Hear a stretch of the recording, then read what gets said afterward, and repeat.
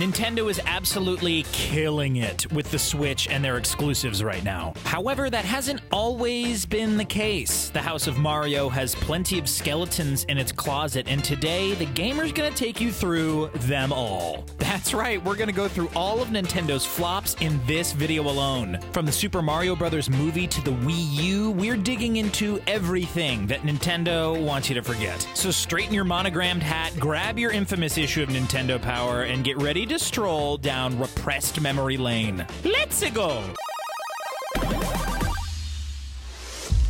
Zelda CDI. Unless this is your first time on the internet, in which case, thanks for starting out with us. You've probably seen those weird Zelda games. You know, the ones that look like they were made entirely in MS Paint? Yeah, those aren't just memes or clips someone made to troll people. They're from actual licensed Zelda games. You see, back in the 1990s, Nintendo partnered with the tech company Philips to create a disc-based gaming console after a falling out with Sony. Nintendo wasn't totally convinced discs were the future of gaming at this point, so they only licensed their IPs out to Philips to test the waters. The result was a series of Zelda games now called the Zelda CDI trilogy that were made on a shoestring budget and a ridiculously short timeline. They played terribly, looked awful, and its cutscenes are the definition of nightmare fuel. Nintendo has ignored the existence of these games pretty much since the moment they launched. We wish we could do the same, but it's far too haunting. Oh boy! I'm so hungry, I could eat an Octorok! Super Mario Bros. Movie. Speaking of Nintendo's unfortunate ventures into new territories, the Super Mario Bros. Movie was also a flop for Nintendo. Sure, today the film is pretty much perfect bad movie night material, but back in the 90s, it was just bad. Even with the incredibly talented Bob Hoskins and John Leguizamo leading the movie, it suffered from multiple script rewrites. Not to mention a director who had very little interest in the source material. The end result is a super weird, vaguely sci-fi movie where Bowser is president and Yoshi is a way too realistic dinosaur. This movie is such a dumpster fire from start to finish. Reportedly, Hoskins could only get through a day of filming by getting completely hammered. The movie is so infamous that only now, nearly 30 years later, is Nintendo considering bringing these characters to the silver screen again. There's an animated Super Mario movie in the works at Illumination right now, and it could be... Wait, that's the company that makes the Minions movies. Oh, Lord, here we go again. Did I lie? The Virtual Boy. Speaking of trends, did you know that Nintendo was actually the first major gaming company to explore VR? Way before the launch of the Labo and Oculus, Nintendo made the Virtual Boy in 1995 and then discontinued it in 1996. Yeah, the Virtual Boy was a major flop for a couple of reasons. First off, the VR system didn't actually attach to a player's head, and instead rested on a stand. This meant that most gamers would have to crouch or bend at a weird angle to use the system. Secondly, the harsh red LED light used to render games caused a significant amount of eye strain, to say the least. The final nail in the coffin for the Virtual Boy was the utter lack of quality games for the system. Only 14 Virtual Boy games released in the United States. Also, a like and comment would really help raise this video up and ensure that more folks are able to find it. Virtual Boy. See it now in 3D.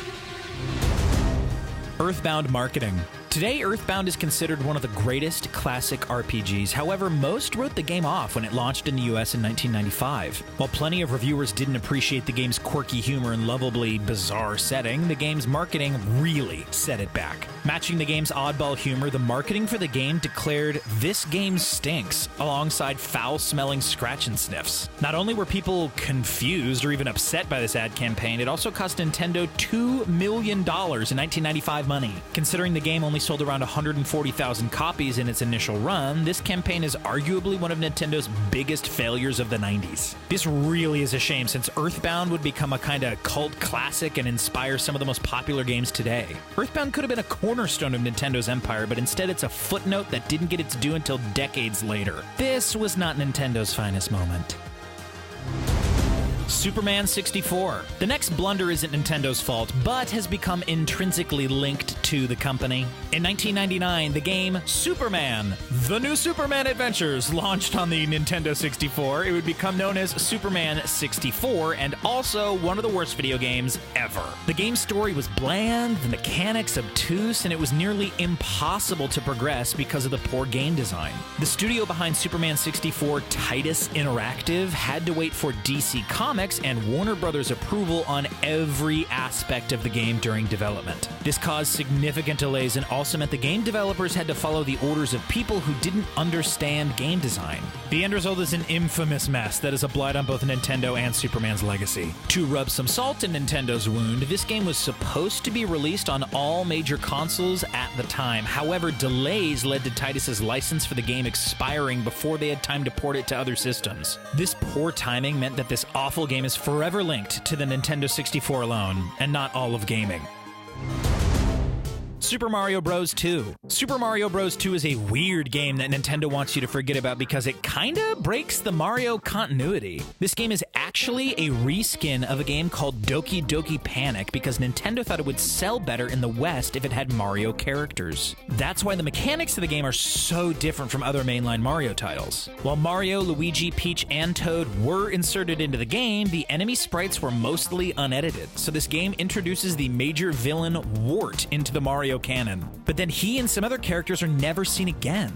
Nintendo has written off these absences by saying that the events of Super Mario Bros. 2 were just a dream. Super Mario Bros. 2 makes it clear that Nintendo is playing it fast and loose with their Mario lore, and they clearly want us to forget about it. We will not be silenced, though, and demand that Wart get his due. Put him in Smash!